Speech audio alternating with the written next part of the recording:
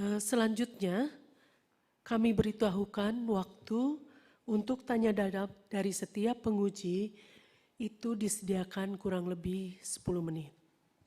Untuk kesempatan pertama, saya persilahkan Profesor Dr. Adi Wijaya, MSI, untuk mengajukan pertanyaan dan bantahannya. Mangga, Prof. Terima kasih. Bismillahirrahmanirrahim. Maaf, Prof, Assalamualaikum suaranya belum warahmatullahi ada, wabarakatuh. Prof. Masih di Sekali mute. lagi terima Maaf, kasih Prof. Suaranya belum pada keluar. Ketua Sidang dan saya ingin mengucapkan selamat kepada Bapak Agus Syahid yang telah sampai pada tahapan ini, sidang promosi, juga kepada para pembimbing, Bapak Dadang Sudana PhD, Bapak Dr. Andika Duta Bahari.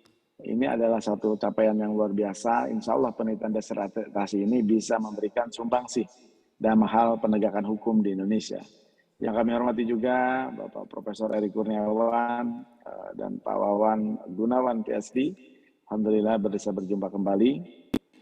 Terkait dengan pertanyaan dalam sidang terbuka ini, saya ingin menanyakan terkait dengan validitas dan reliabilitas dari penelitian ini. Kita tahu bahwa validitas dalam penelitian itu adalah menyatakan derajat ketepatan alat ukur penelitian, dan kemudian reliabilitas itu adalah sejauh mana pengukuran ini bisa konsisten. Nah, tolong jelaskan kembali oleh Promopendus terkait dengan validitas dan reliabilitas penelitian saudara sehingga masyarakat bisa menggunakan hasil penelitian ini ke depan. Kemudian pertanyaan kedua adalah kita tahu bahwa penelitian disertasi doktor ini salah satu outcome-nya itu adalah menghasilkan doktor yang memang nantinya bisa melakukan penelitian mandiri. Nah, pada saat Promopendus nanti sudah dinyatakan lulus, kira-kira topik penelitian apa yang akan dilakukan sebagai pengembangan ataupun penelitian lanjutan dari disertasi ini. Saya sangat yakin Promopendus bisa menjelaskan itu disertai dengan argumen kenapa penelitian itu dianggap penting dan insya Allah bermanfaat bagi masyarakat. Terima kasih Pak Ketua Sidang, cukup sekian. Silakan, Pak Agus. Assalamualaikum warahmatullahi wabarakatuh, Prof. Adi Wijaya. Alhamdulillah pertanyaan yang sangat bagus. Terkait mengenai masalah validitas dan reliabilitas. Baik, validitas ini merupakan apakah penelitian memang benar-benar mengukur apa yang ingin diukur atau diketahui. Kemudian reliabilitas ini terkait apakah penelitian dengan instrumen yang sama akan menghasilkan hasil yang sama jika dilakukan oleh orang pada tempat dan waktu yang berbeda. Baik. Terus bagaimana cara mengukur reliabilitas dan validitas dari penelitian ini? Reliabilitas penelitian ini adalah dengan menggunakan alat ukur kualitatif, yaitu dengan menggunakan felicity condition, atau syarat yang digunakan untuk mengukur apakah tindakan di dalam suatu tuturan ini valid atau tidak sebagai suatu tindakan yang misalnya menghina, menuduh, menghasut, dan mengancam.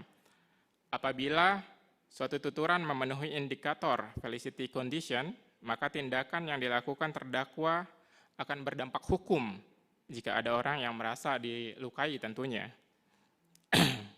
Kemudian, ungkapan apapun apabila menggunakan saringan felicity condition ini, maka akan ada dua kemungkinan, yaitu berdampak hukum, maksudnya terjerat dengan hukum atau lolos, tidak seperti itu. Oke. Misalnya contoh adalah tuturan gila kamu, seperti itu, dapat berdampak hukum apabila tuturan tersebut memenuhi kondisi-kondisi yang ditunjukkan oleh felicity condition. Ada 4 indikator di situ. Misalnya kondisi ketulusan, yaitu salah satu kondisi dalam felicity condition, penutur mengucapkan tuturan dalam konteks situasi tuturan yang sebenarnya. Misalnya karena dia ingin menghina, itu akan berdampak hukum. Tetapi ujaran gila kamu yang dituturkan kepada teman, misalnya seperti itu, dalam konteks bercanda tidak sesungguhnya, maka tidak akan berdampak hukum. Seperti itu. Oke. Kemudian bagaimana dengan validitasnya? Teori felicity condition ini yang digagas oleh Searle pada tahun 1969 telah teruji sebagai suatu instrumen atau teori yang mampu mengungkap validitas suatu tuturan apakah valid sebagai tindakan yang benar-benar berdimensi penghinaan atau tidak, seperti itu. Jadi itu terkait reliabilitas dan validitas dari penelitian ini. Kemudian pertanyaan kedua adalah apa penelitian selanjutnya? What's the next? Seperti itu. Dalam penelitian ini hanya dikupas mengenai unsur SARA. Tentu saja penelitiannya yang lain misalnya sangat terbuka, yaitu penelitian dalam Undang-Undang terbaru KUHP nomor 1 2023 itu tidak hanya unsur SARA yang bisa dikaji di sini.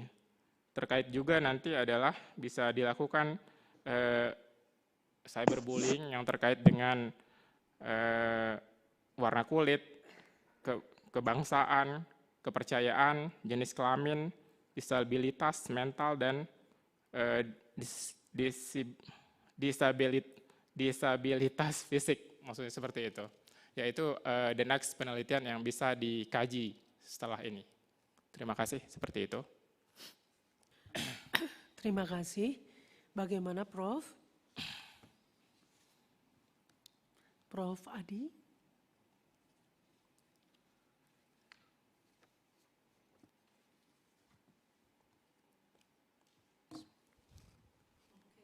Tampaknya beliau sangat puas dengan jawaban Promovendus.